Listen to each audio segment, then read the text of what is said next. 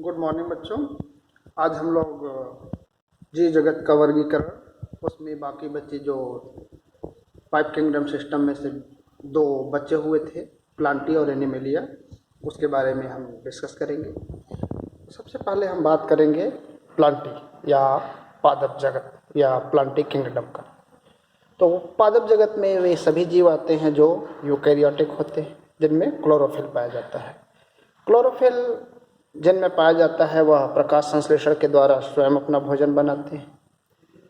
इनकी कोशिकाएं, इनमें जो कोशिका होती है उनमें कोशिका भित्ति पाई जाती है और कोशिका भित्ति में सेलुलोज वगैरह पाया जाता है।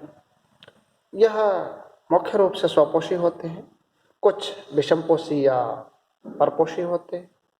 जैसे कि परपोषी का उदाहरण आपको एक अमरबेल मिलेगा जिसको कसकुटा कहते हैं, और कुछ कीटभक्षी पौधे भी होते हैं जैसे आपका घटपर्णी पौधा, वीनस फ्लाई ट्रैप, तमाम होते हैं। इनकी विस्तृत जानकारी आपको अगले चैप्टर अध्याय 3 में प्लांटी जगत में मिलेगा, जिसमें प्लांटी को फिर से डिवाइड किया गया है शैवाल, ब्रायोफाइटा, टेरिडोफाइटा, जिम्नोस्पर्म और एंजियोस्पर्म। इसके बाद हम बात करते हैं जंतु जगत की। जंतु जगत जिसको हम एनिमेलिया किंगडम कहते हैं। इस जगत के जीव जो हैं वह विषमपोषी यूकैरियोटिक होते हैं। मुख्य रूप से यह बहुकोशिकीय होते हैं। इनकी कोशिकाओं में कोशिका भित्ति नहीं होता है। जंतु कोशिका और वनस्पति कोशिका का यह एक बहुत ही मुख्य महत्वपूर्ण अंतर है। इनकी कोशिकाओं में कोशिका भित्ति नहीं होता। यह अपने भोजन के लिए परोक्ष या अपरोक्ष रूप से पौधों पर ही निर्भर करते हैं। इनका जो भोजन होता है वह इनके एक आंतरिक गुहिका में पचाते हैं और भोजन को ग्लाइकोजन या वसा के रूप में संग्रहित करते हैं। इनमें प्राणी संभोज या भोजन का अंतर्ग्रहण होता है। इनमें वृद्धि का एक निश्चित पैटर्न होता है। निश्चित समय पर यह वृद्धि करके वयस्क में परिवर्तित होते हैं। वयस्कों की एक निश्चित सुस्पष्ट आकृति माप होती है। उच्च कोटि के जो जीव होते हैं उनमें विस्तृत संवेदी और तंत्रिका प्रेरक क्रियाविधि जो होते हैं वह विकसित होते हैं। अधिकांश जीव जो होते हैं वह गमन या गति कहते हैं, मतलब चलन करने में सक्षम होते हैं। लैंगिक स्तर पे सामान्य तौर पे नर और मादा अलग अलग होते हैं और इनका भी विस्तृत वर्णन या विस्तार से इसको भी अगले अध्याय नंबर 4 में दिया गया है। तो ये 5 किंगडम सिस्टम का एक सामान्य परिचय था। इन सामान्य परिचयों में 5 किंगडम सिस्टम में कुछ ऐसे सजीव संरचनाएं रह गई थीं जिनका वर्णन नहीं किया गया था, जैसे वायरस, वायरॉइड्स और लाइकेन। वायरस क्या होता है? वायरस के बारे में अगर हम बात करें तो वायरस आप जानते हैं कि वायरस वास्तविक जीव नहीं होते हैं। क्यों नहीं होते हैं? क्योंकि इनमें सजीवों और निर्जीवों दोनों के लक्षण पाए जाते हैं।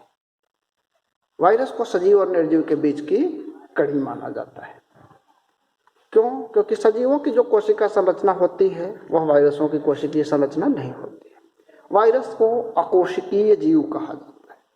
इनकी संरचना सजीव कोशिका के बाहर रवेदार होती है और यह जब कोशिका के अंदर जाते हैं तभी यह संक्रामक अवस्था में आते हैं और इसीलिए इनको सजीव और निर्जीव के बीच की कड़ी कहा जाता है।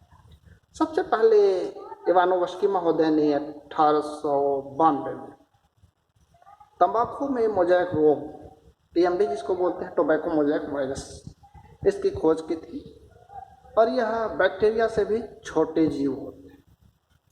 बैक्टीरिया से भी छोटे यह होते हैं क्योंकि बैक्टीरिया प्रूफ फिल्टर जो होता है उससे भी यह आर पार हो जाता है।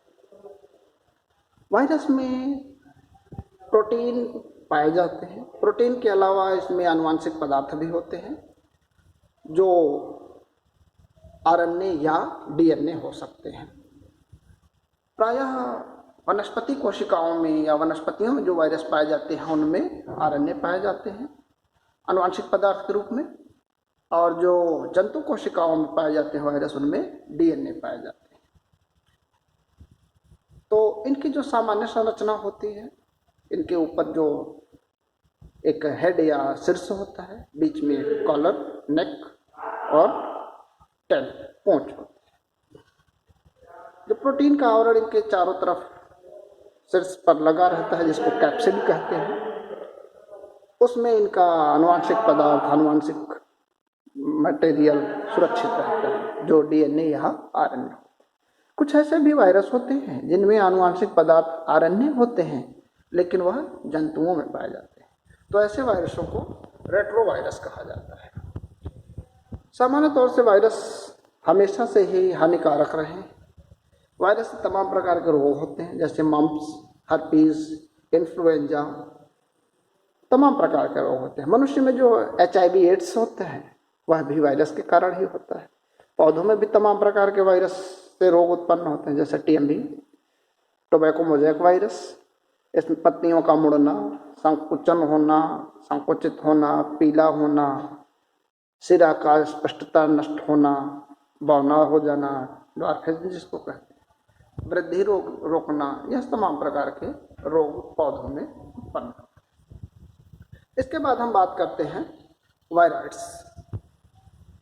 वायरॉइड्स 1971 में टीओ डाइनर, इन्होंने एक नया संक्रामक कारक खोजा था जो कि वायरसों से भी छोटा, जिसके कारण पोटैटो स्पेंडल ट्यूबर नामक रोग होता था।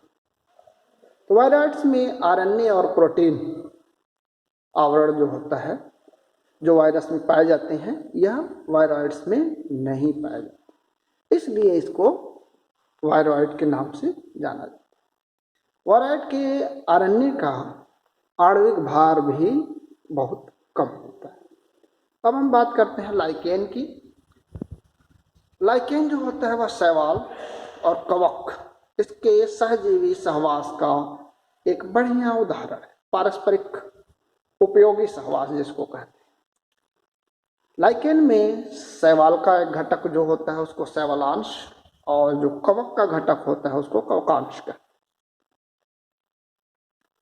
शैवाल स्वपोषी और कवक परपोषी, दोनों एक दूसरे को फायदा पहुंचाते हैं। शैवाल जो होता है वह प्रकाश संश्लेषण की प्रक्रिया करके कवक के लिए भी भोजन का प्रबंध करता है, और कवक जल और खनिज लवण इन सब का शोषण करके शैवाल को देता है।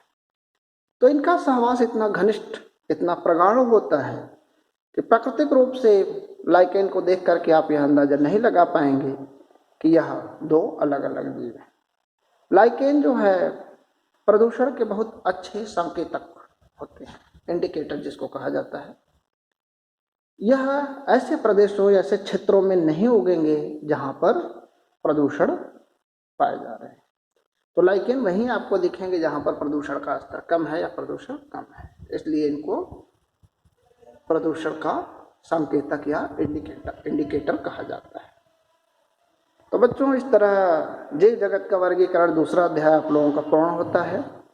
अब नेक्स्ट क्लास में आप लोगों का जो तीसरा अध्याय है, जिसमें आप लोग पौधों के बारे में विशेष रूप से पढ़ेंगे, जिसको वनस्पति जगत के नाम से आप जानते हैं तीसरे अध्याय को, उसके बारे में हम बात करेंगे।